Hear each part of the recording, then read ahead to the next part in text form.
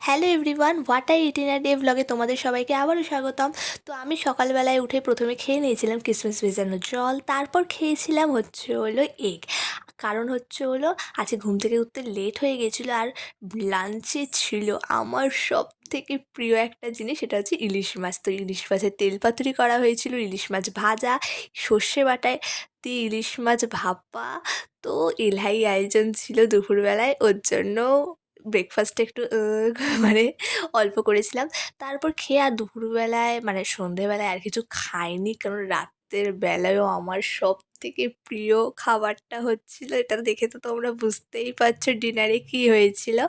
ডিনারে হয়েছিল হলো চিকেন বিরিয়ানি, যেটা আমার মা বাবা দুর্ধর্ষকর, একেবারে হোটেলকেও হার মানিয়ে দেবে। তো এই যে চিকেন বিরিয়ানিটা দেখতে মানে খেতে তো দুর্ধর্ষ হয়েছিল। আর তোমাদের কেমন লাগছে আমার এই ব্লগগুলো তোমরা অবশ্যই কমেন্ট করে জানিও, আর ভালো লাগলে আমি তো তোমাদের সাথে আরও এই ব্লগ শেয়ার করব। তো আজকে এখানেই শেষ করি, আবার একটা নতুন ব্লগে তোমাদের সাথে আবার দেখা হবে। তো এখানেই আজকে শেষ করি, টাটা, বাই।